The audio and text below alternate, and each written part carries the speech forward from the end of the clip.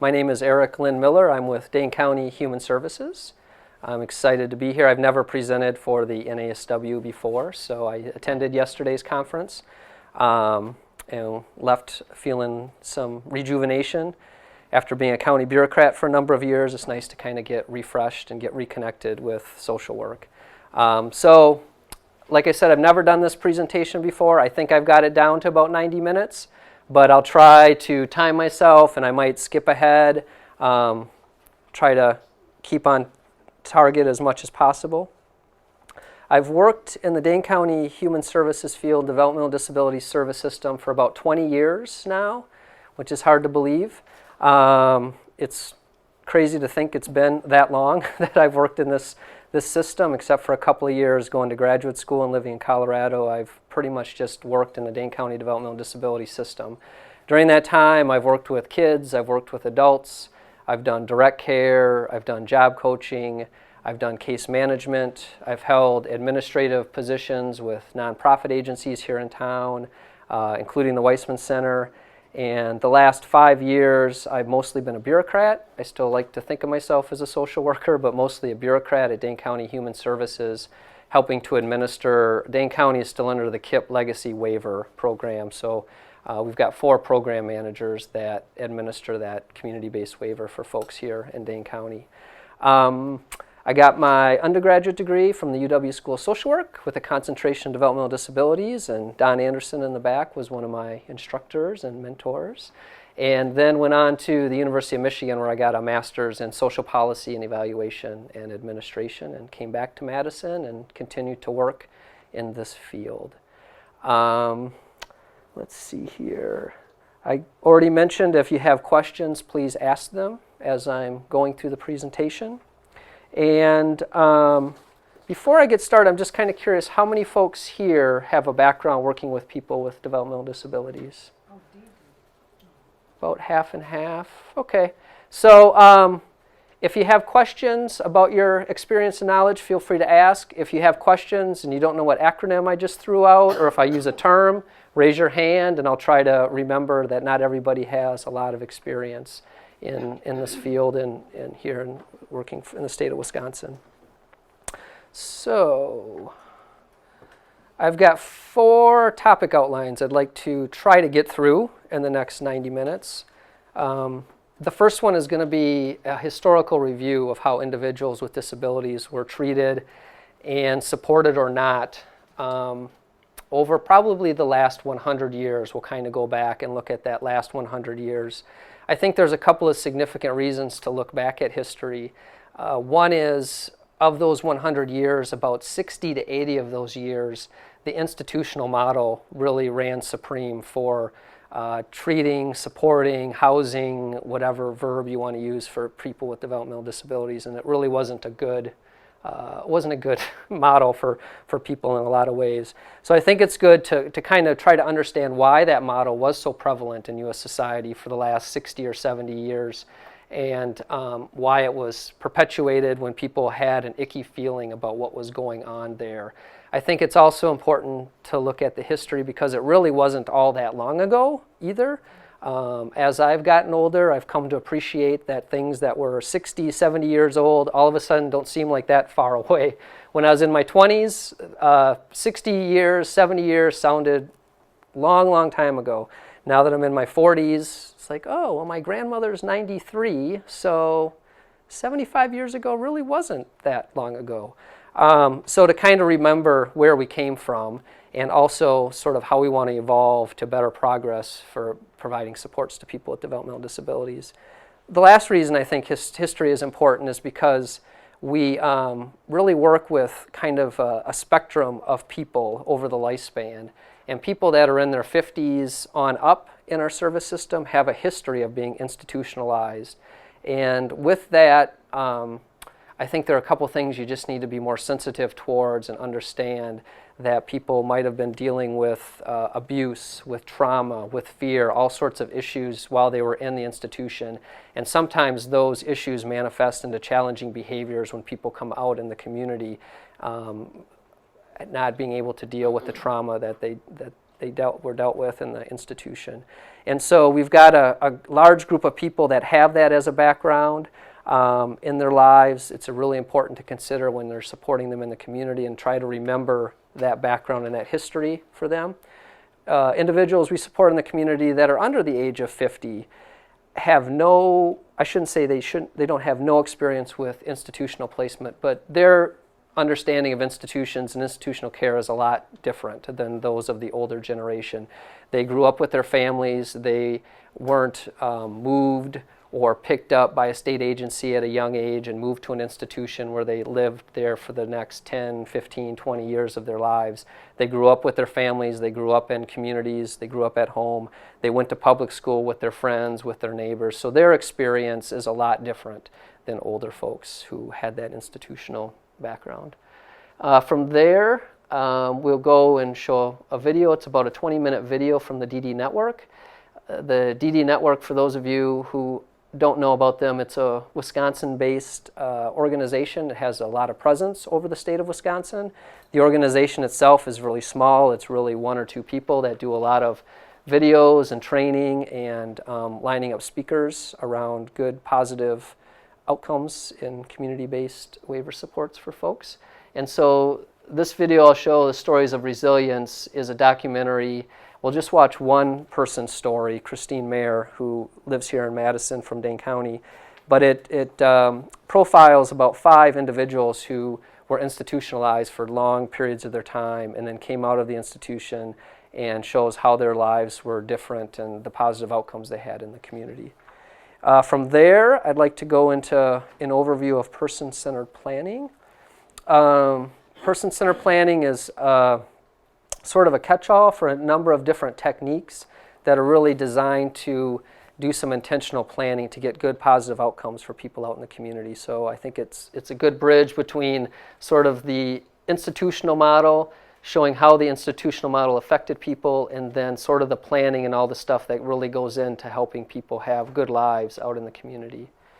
And then finally, we'll wrap it up with an overview of Wisconsin and our Medicaid-funded services and supports that began in the 80s under the KIP-COP waiver program that then transitioned over to Family Care and IRIS.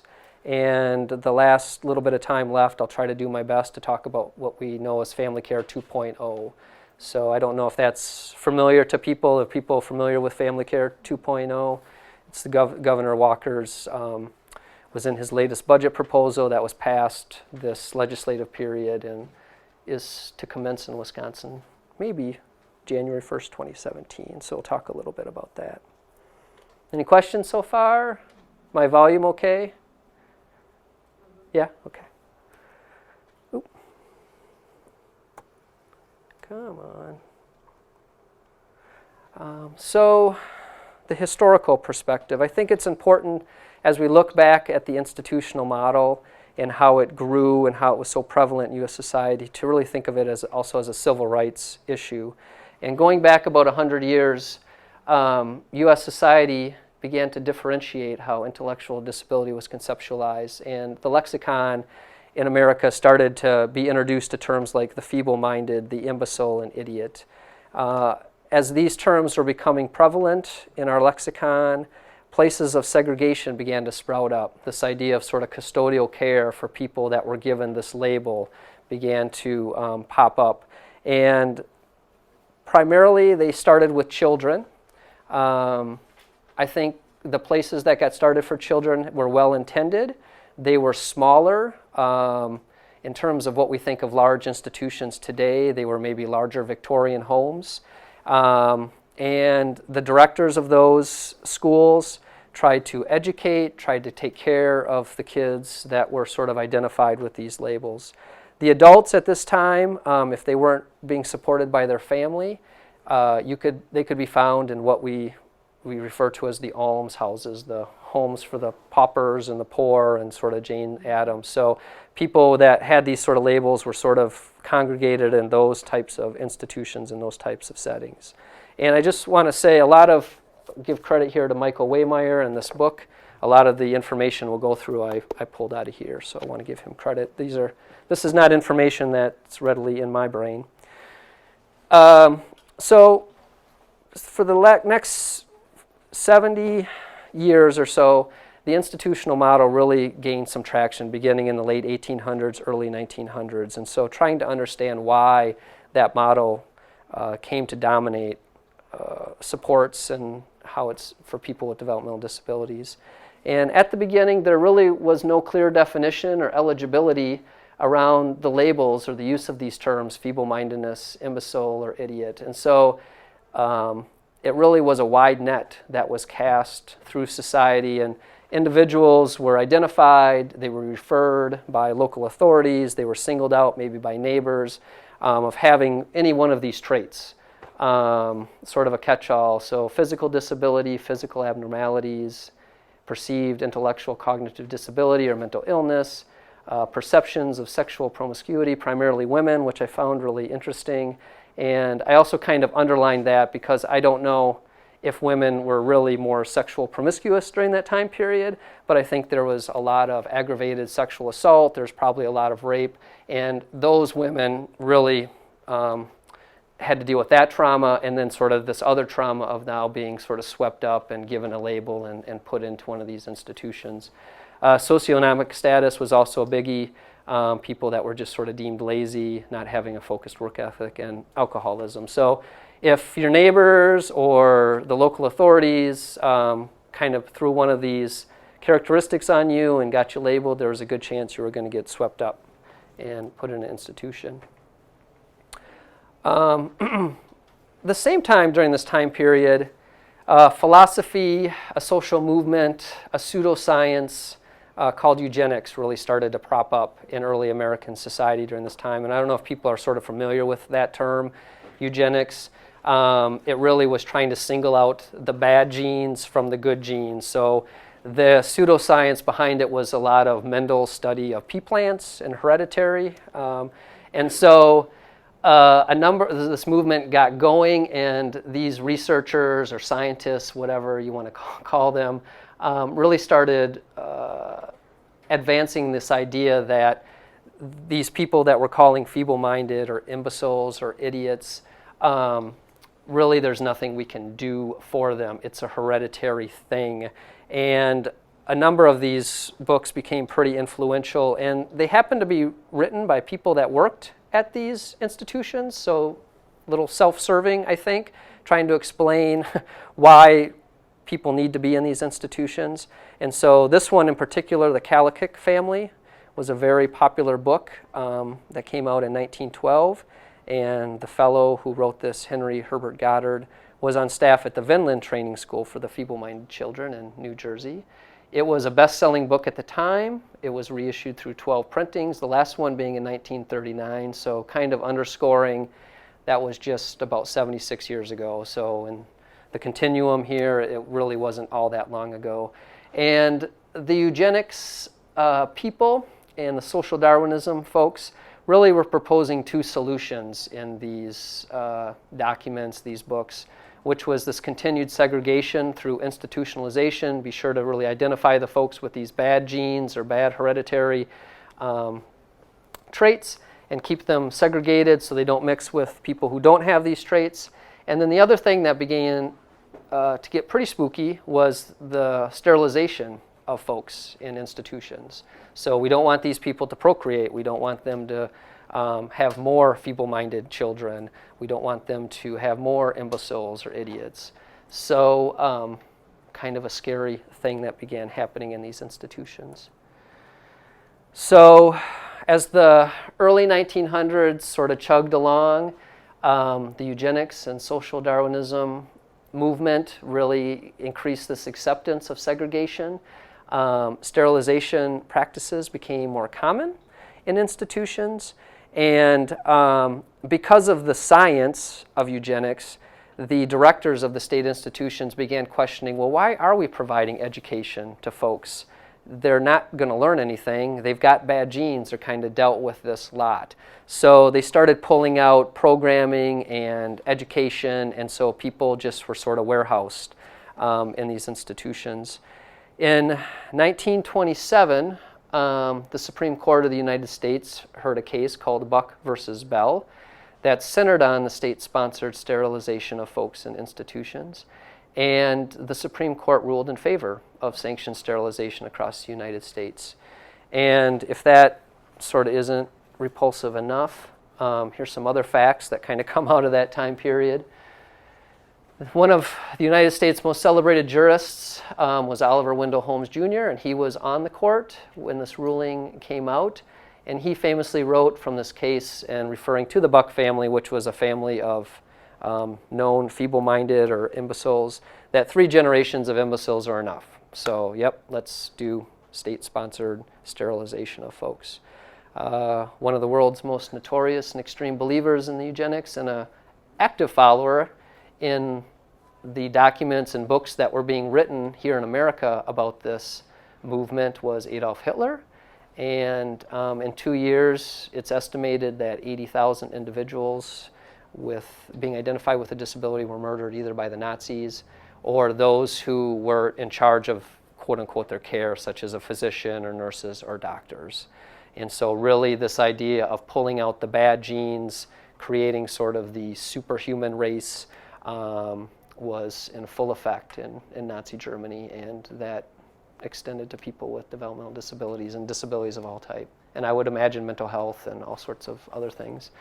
And kind of shocking to me as I was doing this research is that this case, Buck versus Bell, has never been overturned.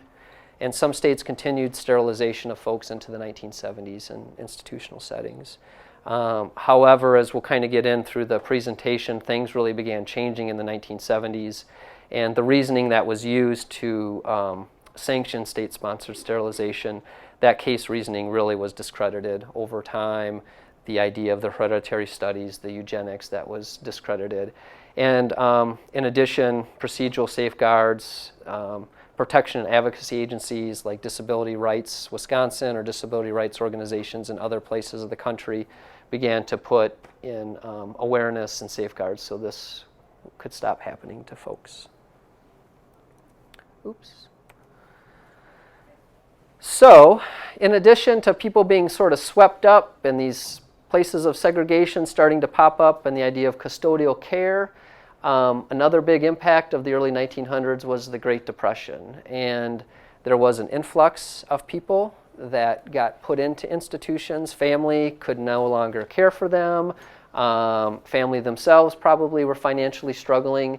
And so institutions began to grow with the Great Depression as families looked to have custodial care to shelter and care for their family members that they couldn't.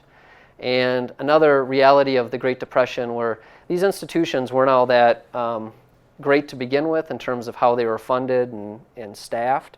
And the Great Depression really hammered those institutions into a worse state because there was no funds that the state had to continue to run a number of the institutions. So overcrowding, lack of staff, crumbling infrastructure, all these things started to happen at the same time as they were taking in a bigger influx of people. So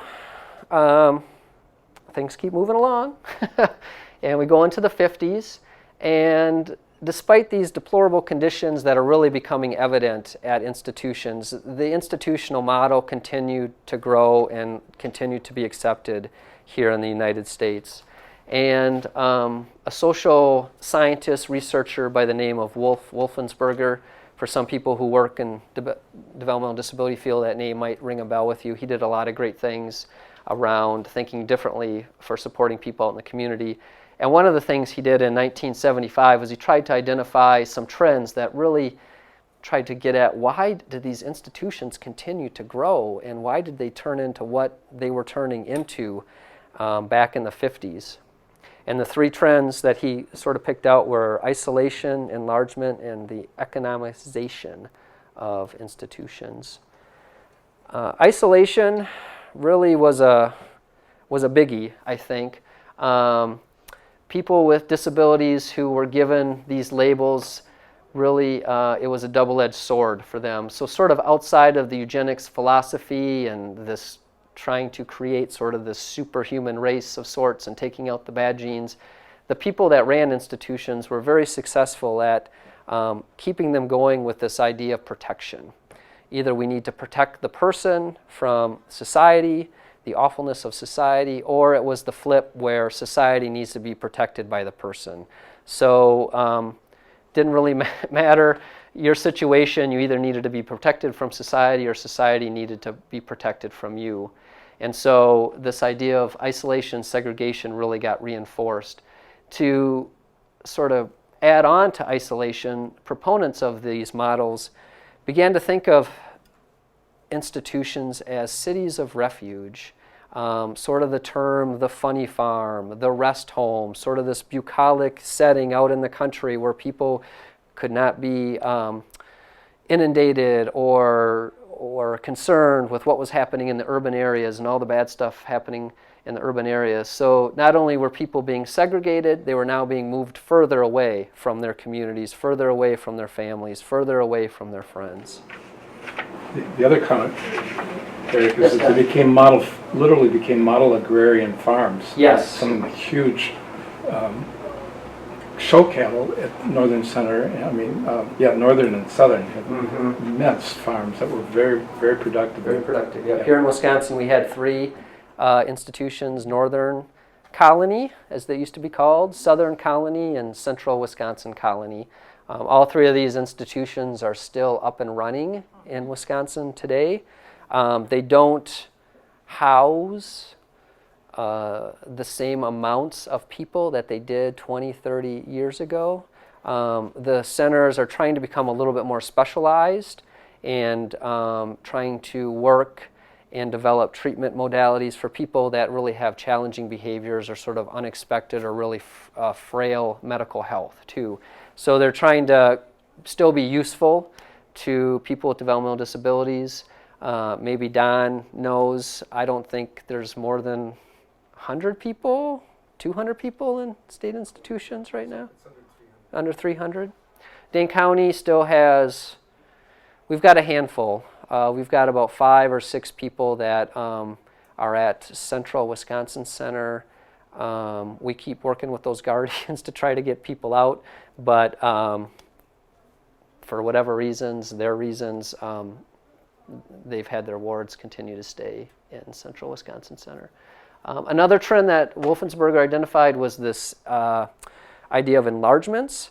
And so if these institutions were going to be cities of refuge and kind of given this role of special protective care, then we should really invite more people for this great special protective care. So instead of all these little institutions that we have going on, we should have, everybody should be invited to the big one because we've really figured this out and we've got a good thing to offer people. So the politicians, the directors of these state institutions really started to spend their model, their institution as really a great thing, and more people should come and really enjoy living there.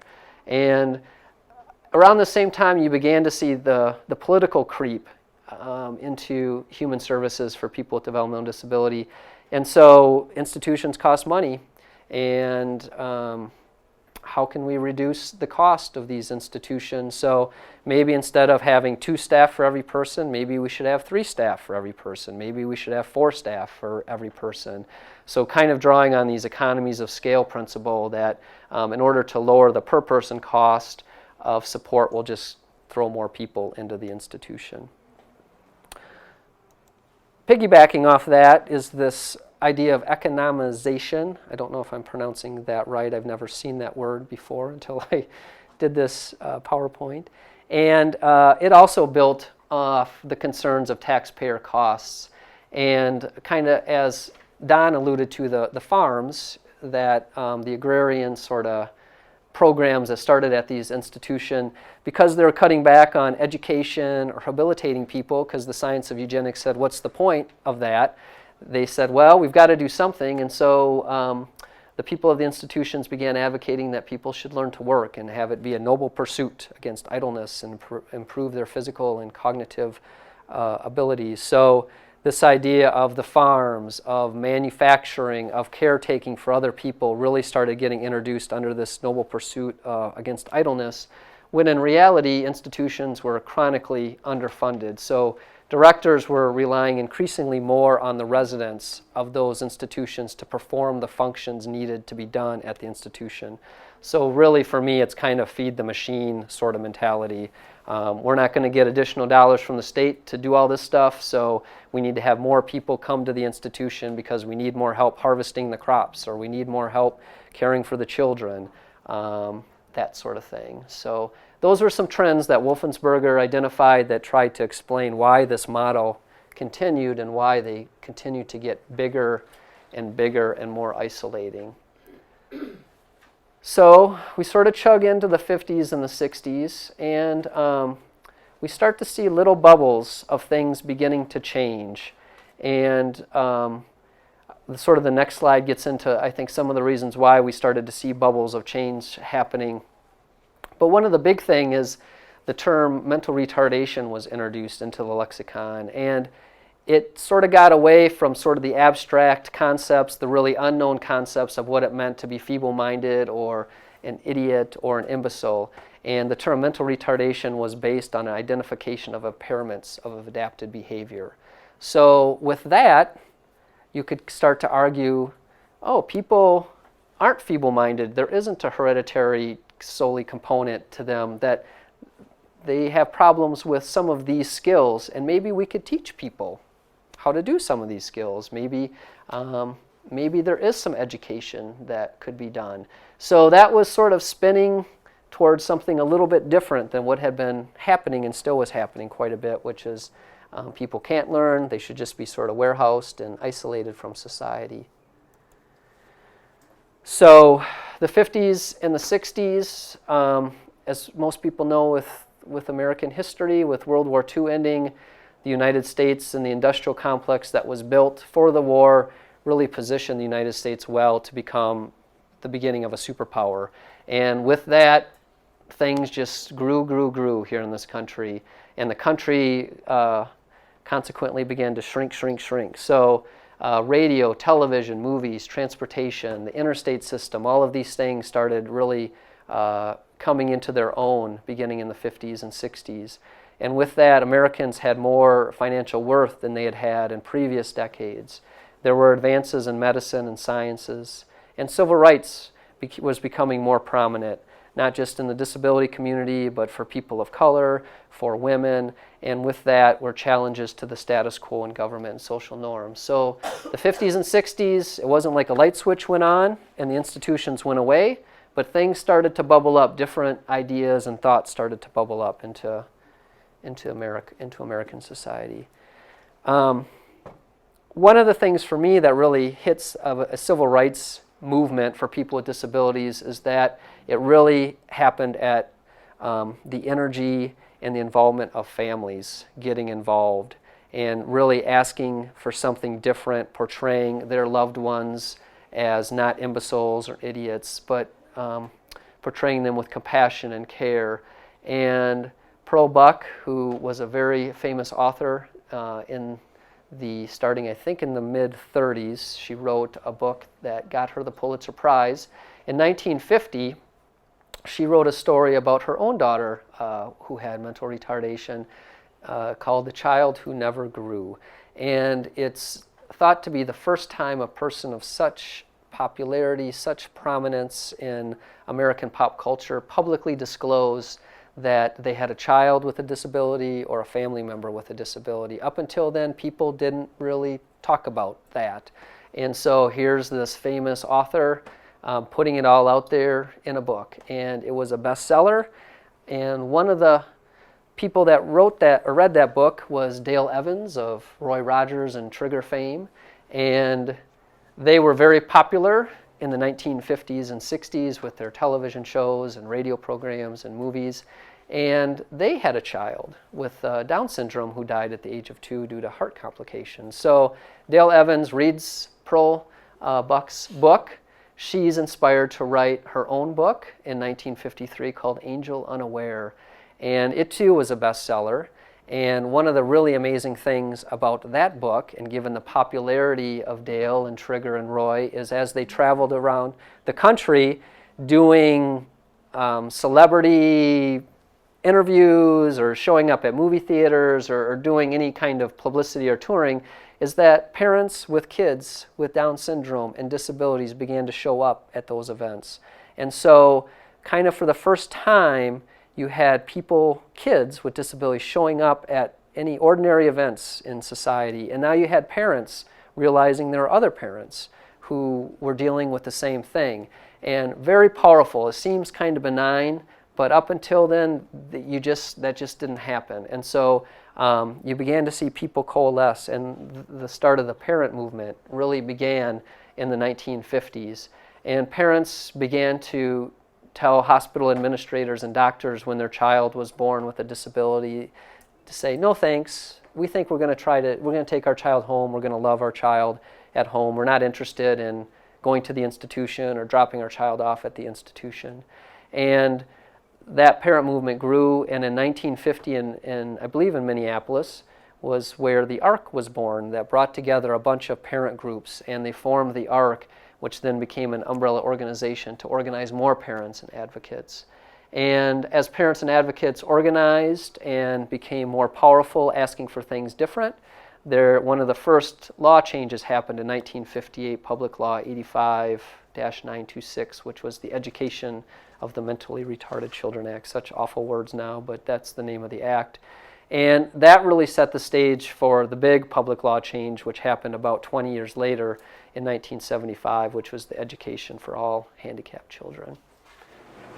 So another quickie about medical things happening at the same time was that we, in the early 70s, discovered the not too invasive process of repairing kids with heart defects with Down syndrome. So early 70s. That's about a third of the population, 20% kids. So I think the biggest mover and shaker of this time that was not in the public limelight so much with talking about their family member was Eunice Kennedy Shriver. And the Kennedys, the big patriarch and matriarch, one of their children, Rosemary, had mental retardation. I don't know if it was Down syndrome or not. It was mental retardation. She happened to be at an institution not too far from here in Jefferson, which has since closed and is sort of rechanging how they provide services to people. It's St. Coletta's. And in 1958, the Kennedy Foundation, her father, asked Eunice to head up a new program around the prevention of intellectual disability. So the Kennedys kind of came at it a little differently. They weren't a Pearl Buck, they weren't a Dale Evans, they weren't going to kind of put Rosemary out there for the country to get to know and to talk about, but instead they started going the political route behind the scenes. And in 1961, Eunice lobbies her brother, who's now president, hard on putting together a panel on mental retardation.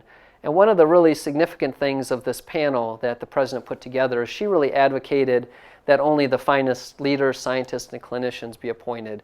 So kind of a shift away from going to the state centers to get directors there to talk about what they know, because up until then they had sort of been the experts on caring for people with disabilities. So she brings in a bunch of different leaders and doctors on, what are the best ways to support people and to help them. And they came out with, very quickly, they came together with 97 recommendations. And I think the biggest thing here is that the overarching theme of these recommendations were that future services and supports be provided as close as possible in the community and family settings, as opposed to the large, remote, state-sponsored institutions. So the federal government begins to turn the page to kind of think about something different for people. And fortunately for the movement, President Kennedy, before he was assassinated, he enacts many of these panel's recommendations in 1963 that really become the basis of the community support infrastructure that we are still working in today. And the two biggies from the panel's recommendation were embodied in these two public laws, 88-156, the Maternal and Child Health and Mental Retardation Planning Amendments, and PL 88-164, the Mental Retardation Facilities and Community Mental Health Centers Construction Act. One of the things out of this would be the creation of the Weissman Center, which is on the University of Wisconsin campus Every state has one of these university-affiliated programs that the Kennedy Foundation kind of helped fund. I think the big part, too, with the politics is these public laws really required an infuse of new dollars, and the Kennedy Foundation stepped up and provided a lot of matching grants to things that were put together in these panel's recommendations. So the Kennedys, huge influence on community-based services, even though Rosemary lived in an institution her entire life. So a couple of other things that Eunice did was that she continued bringing public awareness on the deplorable conditions at these institutions. She toured them often. She wrote of her accounts in Saturday Evening Post in 1962 and again for Parade Magazine in 1964. So really keeping the American public apprised of what was happening in institutions and trying not to let people forget about them. I think another big thing that you might know Eunice for is the creation of the Special Olympics. I think you can kind of quibble with the Special Olympics and how it's sort of a segregated competition in sport for people with disabilities. But the big thing I really want to highlight here is she began this sort of idea of having people with disabilities participate in sports and become more active in the early 1960s. And it was really huge because it challenged the status quo thinking. People didn't think people with disabilities could exercise, that they could get their heart rate up, that they could master team sports. A lot of the thinking was, we need to do sedentary activities for people. Let's take them camping. We can roast some marshmallows, maybe we'll take a walk. That's sort of good enough. And so there really wasn't a lot of thought to help people be healthy and be engaged in exercise. So huge. And that culminated all that work in 1968. The first Special Olympics event was held in Chicago, and 900 athletes, 25 states, Canada. So a lot of organization and work that she did. So we'll see how well this works. Like I said, the institutional model wouldn't die. It just wouldn't go away. And despite all the work that the federal government was doing, the enrollment of institutions really hit their high watermark in the late 60s and early 1970s. And it was frustrating, I think, at the federal government level. And one of the reasons why that was is state institutions were state-run organizations. So there was a clear delineation between states' rights and federal rights. So as the federal government was trying to infuse new ideas and new doctrine into supporting people and trying to get away from the institutional model, the bottom line was the states ran the institutions, and if they weren't invested in shutting them down, they were gonna keep running. So people kept banging on the drums about the deplorable conditions. And Willowbrook, I think, is one of the most notorious institutions that came on the scene beginning in the mid-60s with Senator Robert Kennedy's visit. And then that inspired a psychologist and a photojournalist to go to 4 institutions in the late 1966, and they did a photo essay called Christmas in Purgatory, and in 1967, an abridged version appeared in Life magazine, which was very powerful.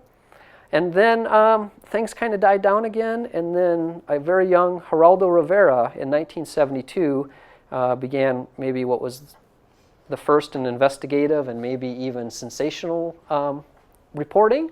And what I'll do now is link to a YouTube video. There's a lot of stuff on YouTube about Willowbrook. This is a 2-minute sort of summary of it, and we'll see. Hopefully it will work. I do want to say that the video talks a little bit about what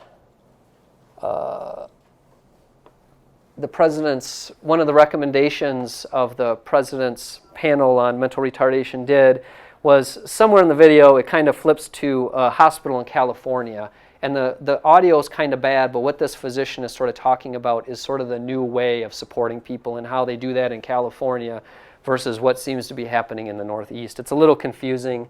I'll try to turn this volume around too so people can hear this better.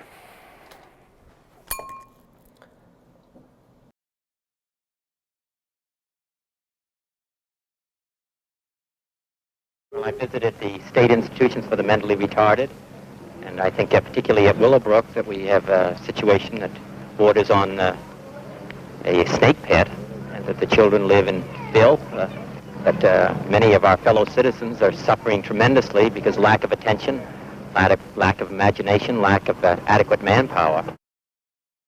It's been more than 6 years since Robert Kennedy walked out of one of the wards here at Willowbrook and told newsmen of the horror he'd seen inside. He pleaded then for an overhaul of a system that allowed retarded children to live in a snake pit. But that was way back in 1965, and somehow we'd all forgotten.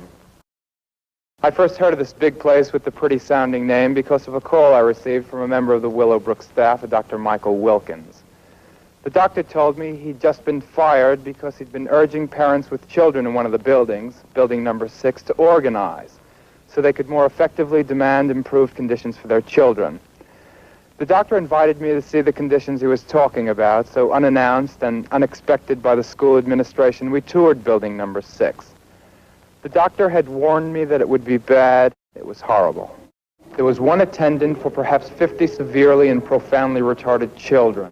The ones that we saw were the most severely and profoundly retarded. There are thousands there like that, not going to school, sitting on the ward all day, not being talked to by anyone, only 1 or 2 or 3 people to take care of 70 people on the ward, sharing the same toilet, contracting the same diseases. Can the children be trained? Yes, every child can be trained. You know, these kids, there's no effort. We don't know what these kids are capable of doing. And I think your priorities are mixed up in New York in terms of serving the retarded. Your top investment is in institutions. Our top investment is in the Department of Education and in providing a program for the child while he's at home in terms of day care. For example, these kids can go to school at age 3 years. So they start at very young, and that helps a great deal for parents. And when parents are actively encouraged to keep their child at home, they do so because they know they can have the help of regional centers or public schools or the health department in terms of services, etc. What we need is a new approach. We have to change the way we care for our mentally retarded. We ask for change, we demand change. What you've seen here just doesn't have to be this way. I think all of us are at fault, and I think it's just it's long overdue that something be done about it. Pretty shocking. When was Willowbrook closed, or is it still open? Willowbrook was closed in 1987. So it... Really closed earlier, but it took that long to find appropriate places for people. Yeah. So it continued. Population was almost 4,000. 4,000? People. So yeah, it continued into 1987. That was around here. That was kind of the height too of deinstitutionalized people in the Wisconsin state centers. Was in the late 80s and early 90s. So it took a while. Hard to watch. And the reason why it kind of took a while is it came back to funding, and the federal government again kind of stepped in and in the early 1980s started doing some research on Medicaid funding. And they were discovering that a disproportionate amount of resources were being used for institutional care, and that upwards of to maybe 1/3 of the people were Medicaid funded and could be capable of living at home or in community residential settings. So in 1981, the federal government established what was now called the Home and Community-Based Waiver Act in the omnibus Budget Reconciliation Act in 1981. And the idea of the waiver is to let states request to waive the requirements of Medicaid-funded services that were primarily done in institution, and to use that Medicaid waiver funding as an alternative to institutional care by offering a broad array of services that weren't covered under Medicaid beforehand. And so in the early 1980s, the federal government kind of got this going, and states started to apply for waivers to use Medicaid funding for something different for people. In Wisconsin, these waiver programs became known as the Community Options Program and the Community Integration Program. And So now we'll kind of flip to the second point of my presentation, the stories of resilience. We'll come back to the Wisconsin Medicaid programs at the last part of my presentation, where we talk about the KIP COP and how that transformed into Family Care Iris, and then possibly what's next with Family Care 2.0. The Stories of Resilience video, again, produced by the DD Network. It's a small organization, but they've got a statewide presence here, and they do a lot of training and videos. And I think it was 2 years ago now, they did the Stories of Resilience, and they tried to capture people's stories that had been institutionalized across the state and had really awful experiences in the institution, but then were sprung at some point into community-based services and went on to have really productive, good lives.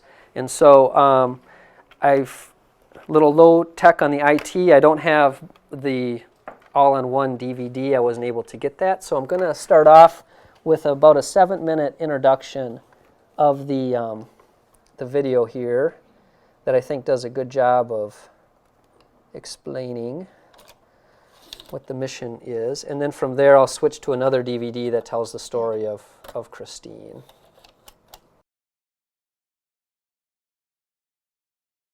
When the storm of life is raging, stand by me. When the storm of life is raging, stand by me.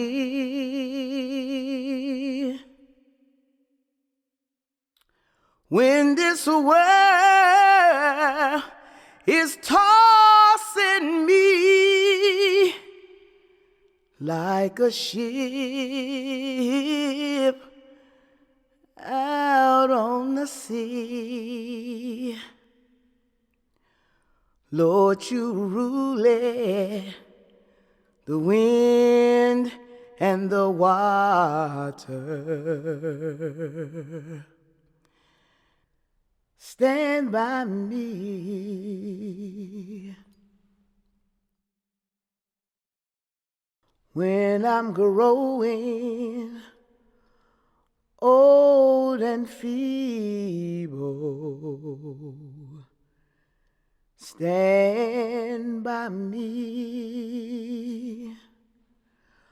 When I'm growing old and feeble, stand by me. When I've done all I can, oh, and my friends, they don't understand. Lord, you know it, you know all about it. Come on and stand by me.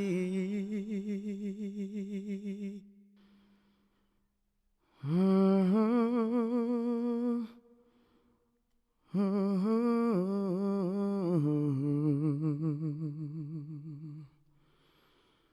Mm-hmm.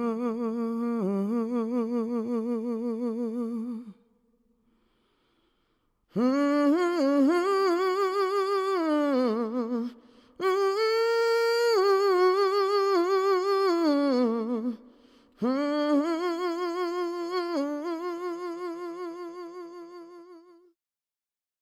Working on this really interesting project that started out with the idea of let's spend some time with people who are living lives now that are on their own terms, but who for many years and years and years of their lives were either institutionalized or went through very, very difficult circumstances.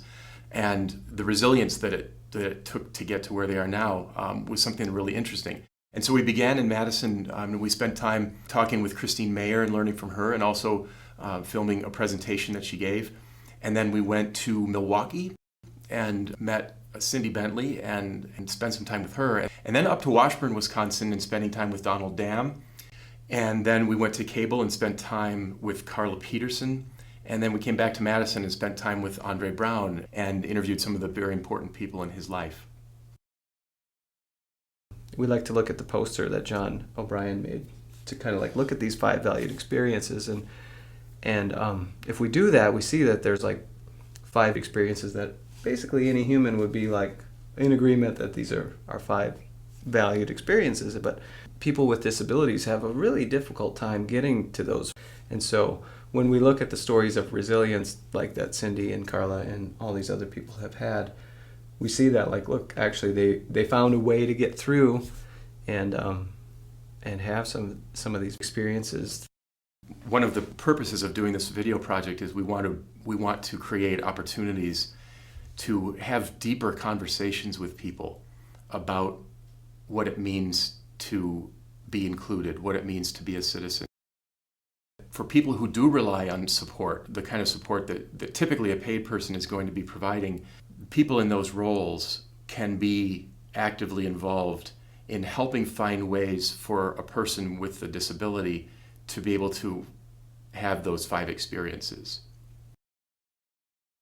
The natural way of things is for the service system to sort of just like kind of come down and crunch in on these experiences. Kind of like, not that it's trying to prohibit them, but that it has a way of just kind of coming out.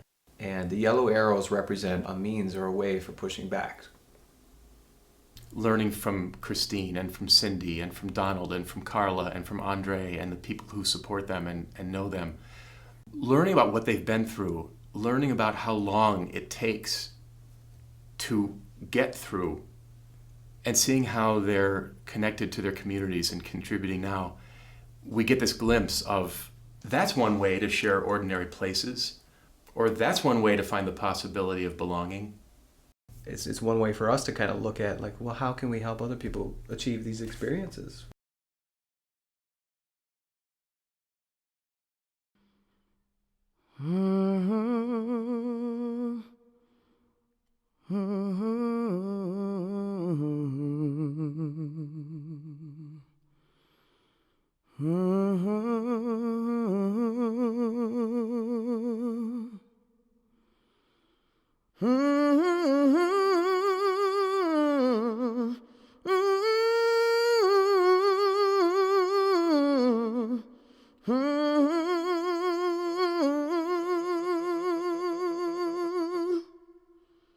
When I've done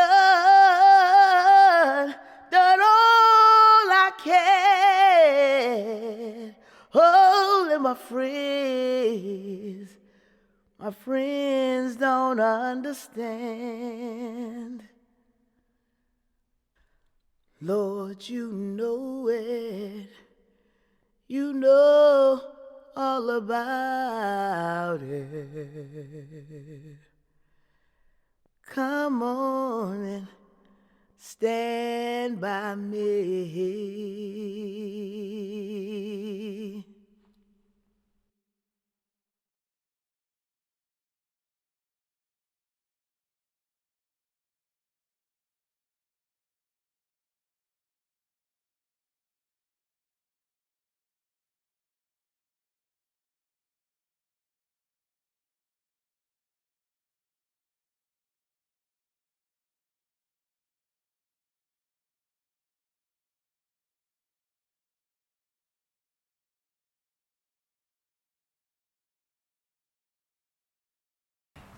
So we helped Chris tell her story in a really collaborative way that involved Chris and 3 other people who've known her and worked with her.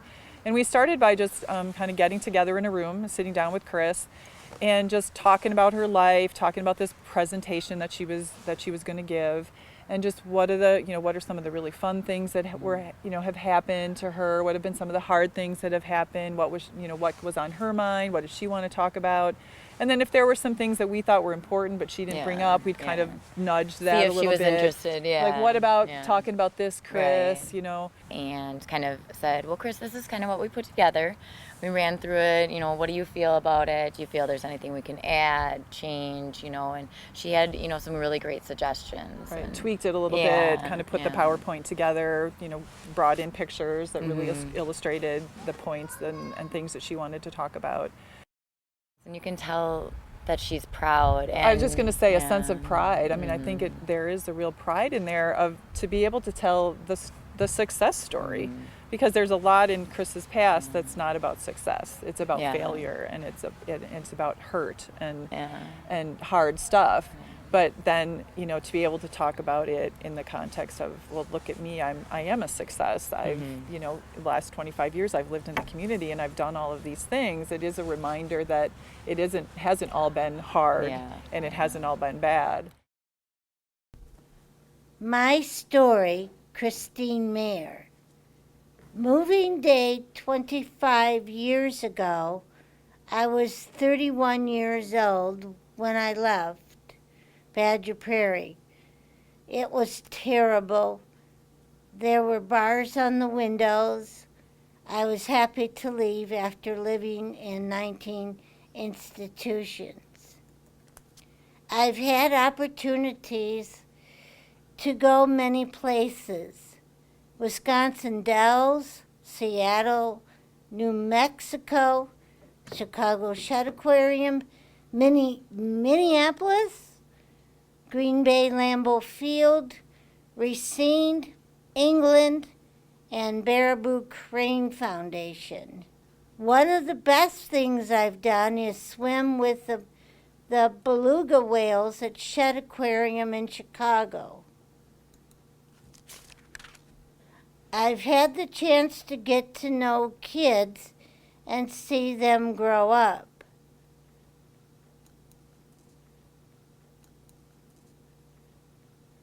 I've had the chance to work and even receive 2 awards at Wheelchair Recycling Project.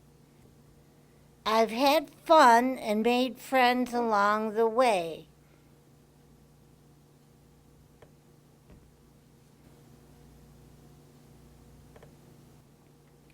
I enjoyed visits with my family. Of course, it hasn't all been easy. The support I receive is important, but it is hard when people I care about leave. I've had health problems and surgeries, and I still have problems with my heart. Things I have learned. I am a survivor. I learned to talk about my feelings and old, hard memories. I really care about my support staff. Well, most of them anyway. I enjoy teaching and helping staff understand how to support me. I appeared in a training video with my friend Peter Lady. It is called Doing Our Best Work. Well, I lived in 19 institutions all over the state. And some of those institutions were not very good. They had rules about what time to go to bed, what time to eat, what time to take your meds, what time to shower. And that wasn't me. I don't like to have somebody tell me what to do all the time. I wanted to be able to do what I wanted to do, but when you're in a state institution, you can't do that.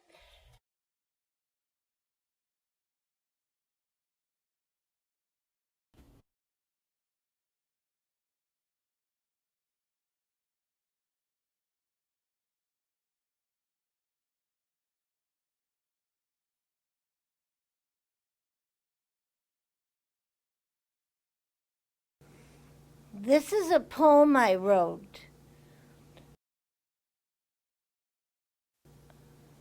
If you are going to work with me, you have to listen to me. And you can't just listen with your ears because it will go to your head too fast. You have to listen with your whole body. If you listen slow with your whole self, some of what I say will enter your heart.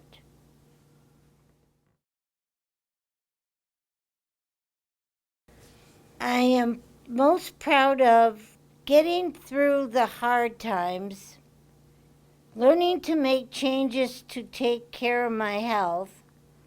I've made it this far, even though lots of people have said they didn't think I could make it. Last year I watched the last institution I lived in come down.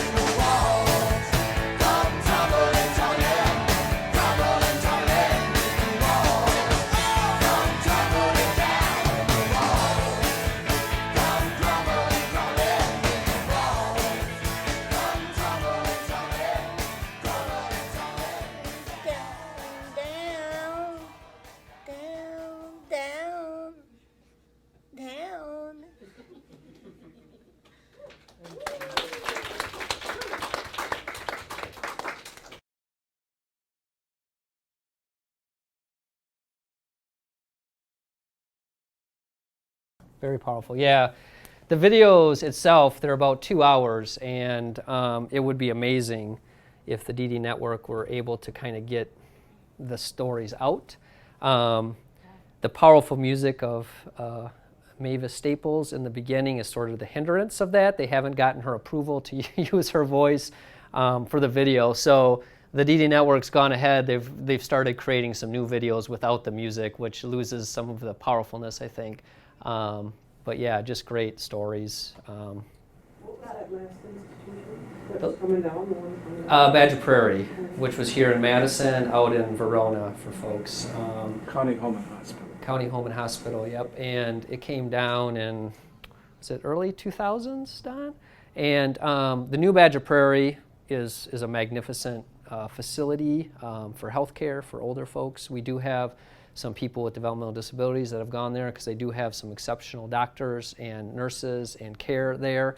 One of the interesting things, kind of I said in the beginning, is folks who have that institutional sort of baggage of growing up and being in institutions, the thought of going to a Badger Prairie or a nursing home can just be terrifying for folks. And as a really great phenomenon has happened, people are living longer in our society with developmental disabilities. They're having aging issues, which are requiring them to go to hospitals or nursing homes. And so it's just one of those things we need to be cognizant of when people go. It creates a little bit of a funding mechanism problem because the money that we use to support people is when they're not in an institutional setting. So the county, we've really tried to be creative with our funding streams and really to remember that if people go to these places, that sometimes we need to figure out a way to still have support staff go, faces that they know, people that they recognize, to kind of give that reassurance that you're only here because of this ailment or because of this rehab procedure and you'll be going home. So just one of those things that we kind of forget about, and then they raise their head. Yeah. Several of her placements were psych wards or psych hospitals. Does she have a dual diagnosis? She does, yeah. She has a dual diagnosis.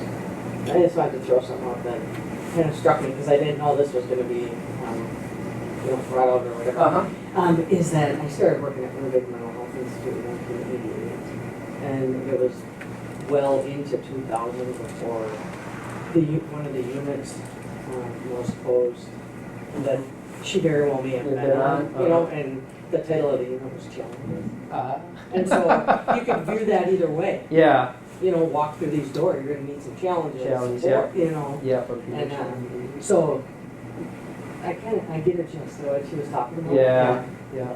So.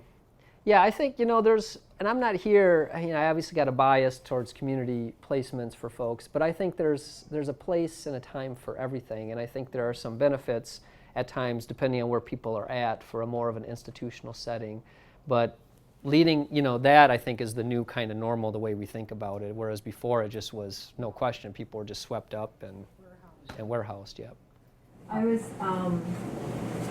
did some field work in 71, 76, 78 in Florida at an institution, and a state institution. And part of the problem that I'm sure Florida had, that I'm sure wasn't just specific to Florida, was how the patients and the clients were removed from the institutions and just dropped into society with no support, which was traumatic. Yeah, no doubt. I think a lot of well-intended ideas and people, but no thought on how it was going to happen. And this idea that you can just take people out of a setting and plop them in somewhere and they're going to do fine is just really bizarre, magical thinking, and I don't know why that thinking comes to be. Skipping ahead a little bit, it's different, but it's sort of the same with the quick passage of Family Care 2.0. And one of the concerns the advocacy movement here in Wisconsin has with Family Care 2.0 is the quickness and the rush to kind of just flip a switch and say, hey, this has been going pretty good, but we're concerned about costs. We're not sure how all these counties are doing this. We're going to contract it out to likely one insurance company. There could be several that end up getting involved. But that's just really concerning, because it's sort of that same principle, like the politicians just sort of seem you flip a switch and all of this just happens magically. And we recently hosted an insurance executive from one of the companies that may throw their hat into the ring for Family Care 2.0, and even he talked about that as a really sort of a misnomer, a misunderstanding that the politicians don't seem to have. And this is an insurance company that operates this model in about 6 other states. And he said the states where they've just kind of rushed this through without very little thought to infrastructure and transition, it's been awful. So we really hope that message comes out to DHS, just for that very simple thing. You just can't flip a switch and this is just magically going to happen. And the same with foster care. 18, you're gone out of the home. Yeah. And, lost to Good so example. Yeah. I'll get to your question. One thing to build off on that is the Children's Long-Term Support Waiver. The waiver to support kids in the community with a developmental disability. One of the waivers is severe emotionally disturbed or mental health, kids who fall into that sort of eligibility requirement. And as you said, when those kids turn 18, there's nothing for them because they don't have that eligibility for developmental disability services, and mental health services really are non-existent across the nation. And so kids who get this support, sort of the same thing. There's been no thought about DHS that once that child turns 18, they're just sort of out there. So I'm just stuck on there's a landmark movie that had come out a few years ago about a group of adults. There was about 10 of them. They were pulled out of different institutions and put in this factory/farm. And the owner put them up in this house, that was functional. And as time went by and the laws were changing and our thinking was changing, this group of kids who had been pulled out were now adults, still living in the same house, working at the same factory. I can't remember the name of it, but it was pretty impactful in terms of the message of what happened to these kids who were now adults, still warehoused in this farm. Yeah. And how the community came together to say, we didn't know they were there, and now we got to do something about that.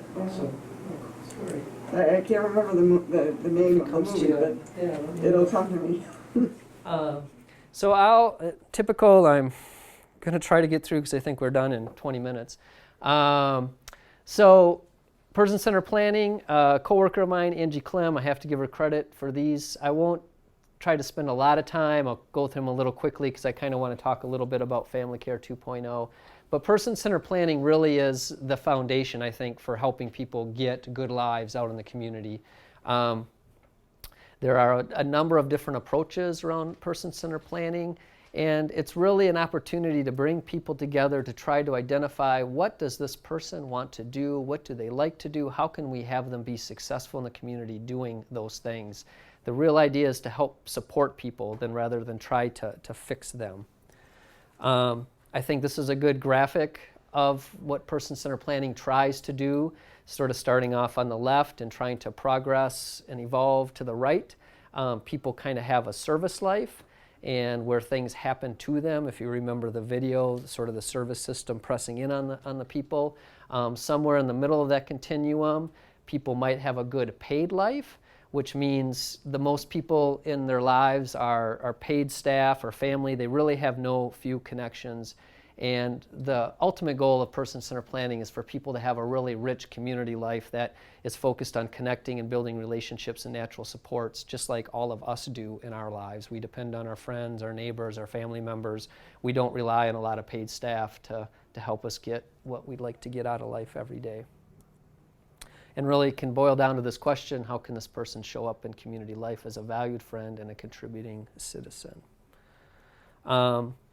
Person-centered planning really transforms how teams and people can come together to coalesce around somebody. You're really trying to find all the allies in a person's life. You're trying to identify ways that they can be successful in the community and reach their goals. And most importantly, it should be fun and creative because you're talking about you, and it should be a celebration of the person.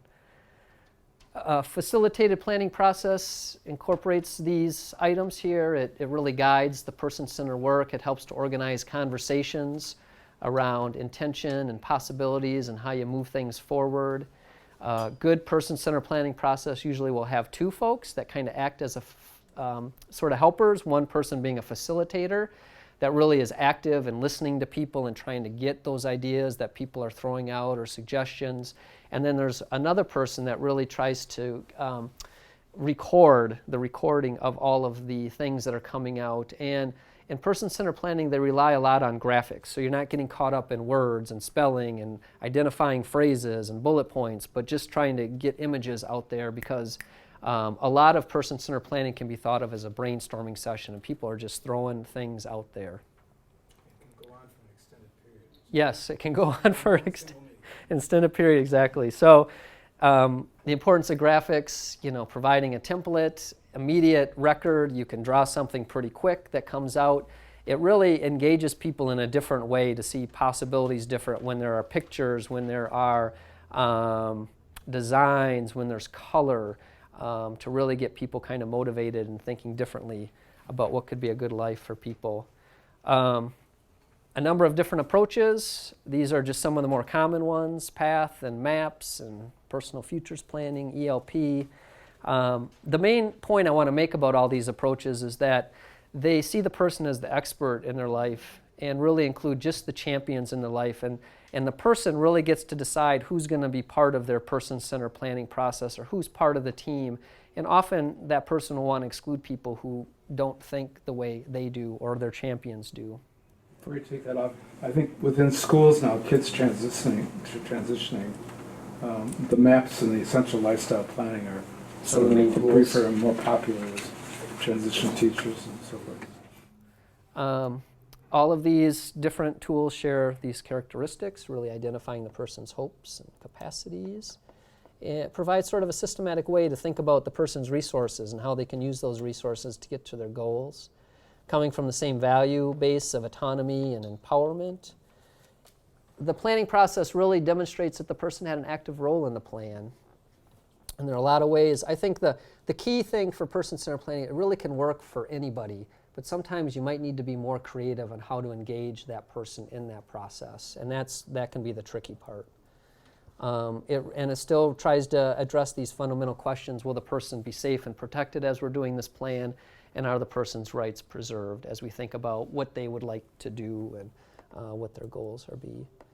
These are just some common reasons to kind of get people get together and do a person-centered plan, sometimes just to bring people together.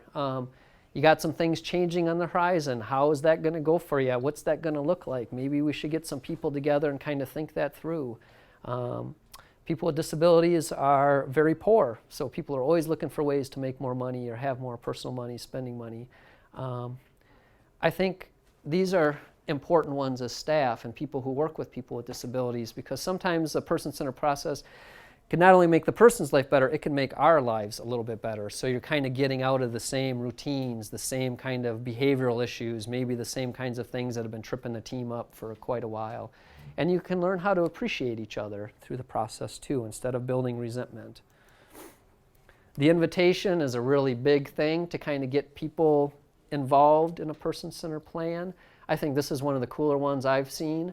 The imagery of the Paisley Path here, the flowers, really sets an imagery of journey and discovery. And the invitation is really intentional, telling people why they've been selected and what the purpose is of the invitation and how it's going to be. And so that really helps set the stage for people to say, okay, what's the point of all of this? And the point is we're going to come together and we're going to take it seriously, and we're going to try to help the person have positive control over the life they desire and want to find satisfying. We can try to recognize and value their contributions to their communities, and really to bring a vast array of people together to see that somebody can be supported really in a web of relationships. Maybe the neighbor would like to be more involved. Maybe the pastor at the church, or maybe a distant cousin, or maybe an old school friend. So you're really trying to find other people that have had an impact in the person's life, and that idea of it takes a village, just not paid support to help the person have a good life. For those who haven't seen some products of person-centered planning, here are a couple of examples.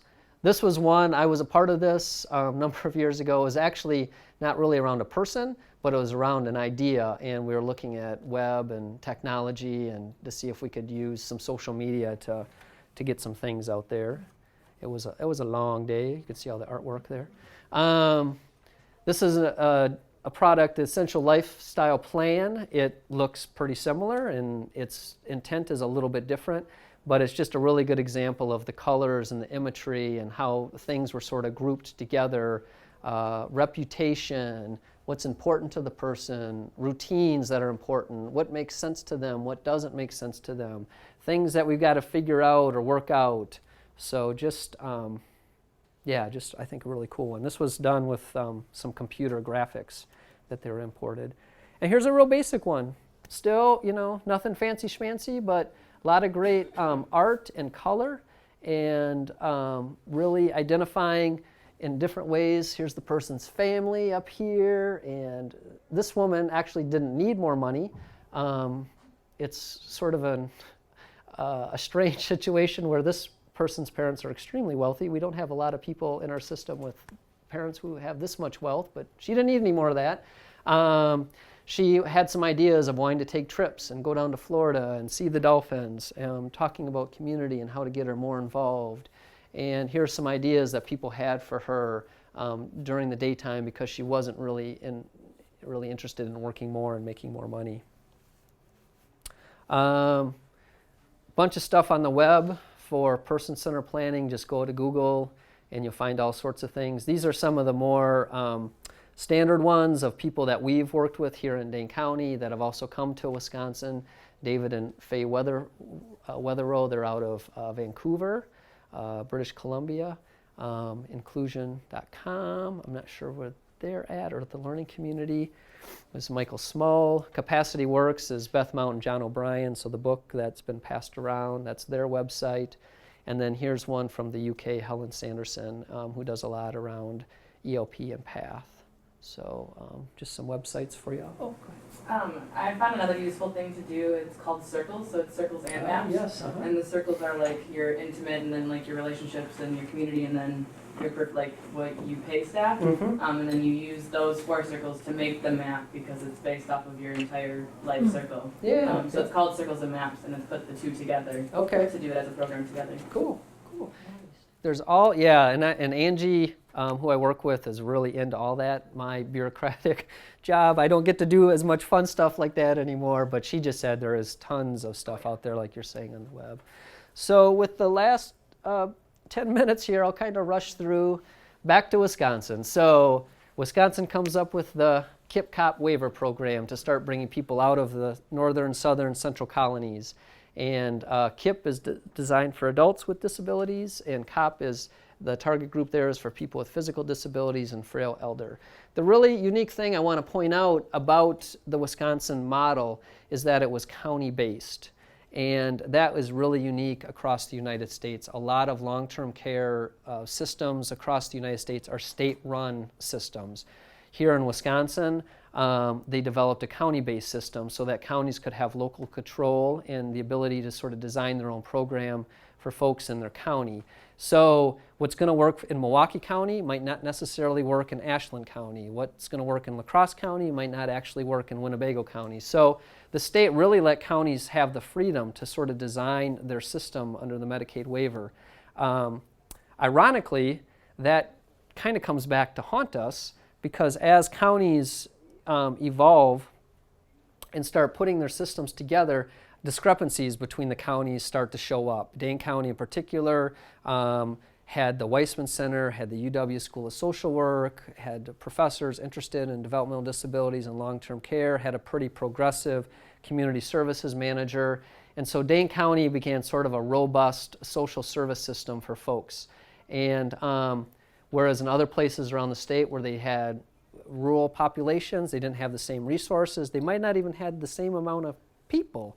I was talking to a CLTS liaison for DHS last year, and one of the rural counties in southwest Wisconsin, I don't know if it was Greene County or Monroe County, but she said they had 1 child on CLTS in that county. Here in Dane County, we have about 600 kids on CLTS. So it really, the county system really worked well for counties. It did not work so well when people decided to move from one county to another county, because now you have different programs, different waiting lists, different philosophies, and no continuation of services. Yep. So starting in the 1990s, under Governor Thompson, they started to pull some committees together and started to look at a statewide system to try to address the real disparities between counties. And I'm not going to go to these websites. I just found them interesting. This link will take you to Governor Thompson's webpage when he became Health and Human Services Secretary under President Bush. And he talks about his credit of creating family care. But if you go now to the state DHS website on family care, it only references Governor Doyle as being the architect for family care. And I don't know why that is. I think that's a recent change. I don't go to the state websites a lot, but I don't ever remember seeing the Walker administration giving credit to Doyle over family care. My own sort of armchair politics and cynicism about that is with the advent of Family Care 2.0, one of the selling reasons for that to the people of the state is these services cost too much money. The Walker administration is fond of blaming anything that costs a lot of money on the Doyle administration, so I don't know if that's why that history is kind of blurred. So as the state starts tinkering with a statewide system, here in Dane County, we began looking at our locally grown system and began retooling to what we thought was the future in long-term care, which was self-determination. And back in the early 90s, our community services manager, Dan Roster, along with Dennis Harkins at the state, went to a conference in Ohio and learned about self-determination. And they came back to Dane County and said, this is what we've got to do. So Dane County started working towards a self-directed services model here. Nationally, what was happening in the 90s, you had the ADA, which was huge. And then about 9 years later, 10 years later, the Olmstead decision came about. And that was a suit that was filed under the ADA. And this time the Supreme Court actually did a favor for people with developmental disabilities compared to 1927 and mentioned or ruled that people ought to have the ability and right to live in the community and not in an institution. So the Olmsted decision really reinforced community-based waiver services for people and codified that people should have that as a right. Year 2000 comes along. Wisconsin continues to sort of plod along with family care and continues to expand across the state. A couple of interesting things that happened during this time period is when the state was negotiating its waiver of family care with the federal government, CMS, the Centers for Medicaid and Medicare Services. They requested that Wisconsin offer a choice to people. So they liked the family care program, they liked it was an entitlement, they liked the services family care offered, but they felt like people should have a choice if they want to have this sort of MCO, managed Medicare model, or if they would want to try something different. The state sent a bunch of people to New Mexico to learn about a program called Mi Vida, which looks kind of like IRIS. The irony is if they just would have saved a bunch of money and went down East Wash to Dane County Human Services, we probably could have sat with them and kind of talked about our self-directed services program, which looks a lot like IRIS. We don't know why that is, but there just was a real conflict. Around this time, the woman who was the architect of family care and IRIS, her name was Judith Fry. She's an economist by trade. She and Kathleen Falk had a very public disagreement in the Isthmus weekly newspaper here over Dane County's self-directed services program and what she really believed in IRIS and family care. And the best that I can tell is just these people did not get along. They had different viewpoints, and so Dane County was over here and the state just decided to ignore us. The other interesting thing about IRIS is Judith, when she put it together, she really didn't think people in Wisconsin would flock to it. I think they sort of estimated that once IRIS was statewide, they'd have 3,000 people. Does that sound all right, Don? IRIS has double that, and it's not even expanded to the whole state of Wisconsin. So it really became a popular choice for people. Coming back to social work, what we know about the current long-term care system here, whether it's the Legacy Waiver Program or Family Care IRIS, is there is a lot of roles for social workers. And within these long-term care programs, there's room for assessment, the provision of services and supports, there's quality assurance, there's oversight, there's case management. So there's a lot that social work brings to the table for these programs for folks to be supported in the community. That is sort of in question with the 2015-2017 Budget Act, known as Act 55. It was, I think, a real surprise to people of Wisconsin, and including the DHS Secretary, Kitty Rhodes, that the governor had put in a complete overhaul of all long-term care programs and sort of coined this new program to be Family Care 2.0. Which would combine acute and primary medical care with the other Medicaid community-based services. There's still some question about Family Care 2.0 and what it's going to look like. The DHS is doing a lot of that investigation and research now. At one point, it was thought that all of these programs would now fall under the Office of Insurance Commissioner. It now appears that some of the oversight of services will be handled still within DHS, but still not sure. I won't kind of go into these web pages because we're sort of running out of time, but the Survival Coalition has the most up-to-date information on Family Care 2.0. And the other thing that started happening as Wisconsin proposed this, there's about 6 or 7 other GOP-led states that began putting together this Medicaid managed care model. And there's been a lot of complaints from people in those states, how those insurance companies have run those programs. People talk about not getting services. People talk about denying services. People talk about getting lost in the shuffle. Providers talk about the difficulty of getting paid or getting reimbursed. So CMS, the federal government, finally started to take a closer look at these models and proposed a number of rule changes to have better outcomes for people that are going to rely on this model of combined acute medical care and community-based services to have better outcomes with their Medicaid funding. The concerns for us is the medical model will just sort of swallow up the community-based model. And so insurance companies will be really good to reimburse medical providers for healthcare needs, but they're not going to be very inclined to do much with community-based services. So we're going to feel people are going to be left at home more.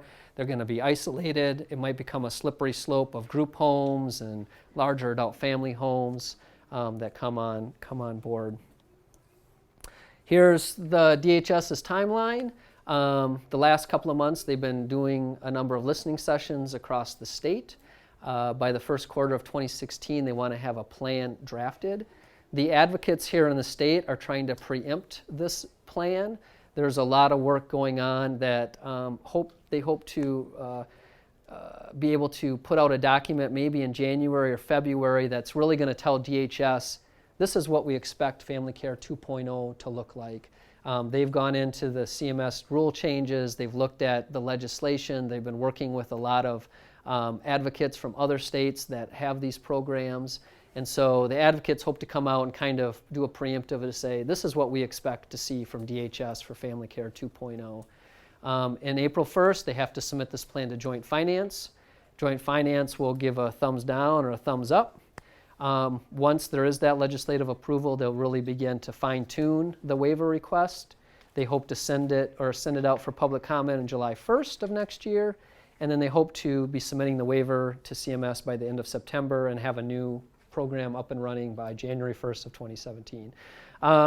So getting back to your point, how quickly you can flip a switch and make this happen, people are very afraid of that. I'd also just like to say that as a county bureaucrat administering the waiver program, we too have budgets that we need to follow. And just because we're running the waiver program doesn't mean we have the ability to exceed costs, to throw money out as if we don't care. So I think it's kind of interesting that there's a lot of talk of cost containment and watching costs when we're under the same rules that these insurance companies likely will be under. Some critical questions. The feds came to Madison, came to Wisconsin in August. They wanted to hear more about Governor Walker's budget proposal and Joint Finance's approval of Family Care 2.0. They've done a tour at other states around the country, and these are some critical questions that they really feel like need to be addressed in order for a successful transition to Medicaid managed care. Unfortunately, the National Council on Disability has no authority to enforce anything, but they produce a lot of reports for the President, for members of Congress, and they are having a big report with CMS this fall where they hope that some of the stuff that they've learned on their listening tours can impact CMS to have more rule changes. Finally, I think the future of social work, I wouldn't say it's in doubt with Act 55, but it's really unclear where social workers are going to fit in to this new model. The new model will definitely be one of bureaucracy. There's going to be an increased transaction cost. What I mean by that is when insurance companies become third-party administrators, billing statements need to match up HCPCS codes, they need to match up with times, they need to match up with rates. So everything becomes more difficult. Sort of the flexibility of the waivers really goes away and everything needs to come back to a billable time period. We're all going to become attorneys, I think, at some point, recording all of our time. The need to advocate for quality life issues, we hope that's the case. We hope that there's an ability for somebody to advocate with the insurance company that they need this transportation or they need this extra support at their job. And really what we know, it's the changing paradigm and size of reliance on Medicaid. And so the government's really getting out of the picture and private industry's moving in, and we don't know what that's going to mean, but social work can still bring these great things to the table. So. Concerned about education and skills and training of people doing it. Yes. It's really concerned about devalue. Yep, devaluing, yep. I'm concerned about the insurance company being the determiner. Yes. That's scary. That is scary. A yep. for-profit. And for-profit, yep. There's been, and with DHS not overseeing the programs, there's been a lot of concern, well, the Office of Insurance Commissioner is not really going to care. As long as they're not doing anything illegal, that's really the Office of Insurance Commissioner probably. So is there going to be an ombudsman, program like there is now? Right now, Disability Rights Wisconsin is the ombudsman program for legacy waivers, for family care, for IRIS. There's really been no talk about an ombudsman program under Family Care 2.0. So there's a lot of advocacy still going on. There's a lot of good discussions going on. We hope that that influences DHS to do some good things. We're not sure if that's going to happen or not. DHS is just a different kind of entity than it's historically been. You can go to DHS website. They've got a lot of video testimony of the public hearings that have been going on around the state for Family Care 2.0. I think one of the interesting things I've heard Brian Schaup, who's the Bureau of Long-Term Care Administrator, say at these public hearings is that they're beholden to the legislature. I don't recall somebody working at the Department of Human Services ever saying they're beholden to the legislature before. They tend to be champions of the programs that their department administers. So it's just a different environment now, but advocates still going and getting family members and trying to do the things that kind of got us out of the institutional model. So I think I'm over time, so I'll stop. Thank you. Yes, you're welcome.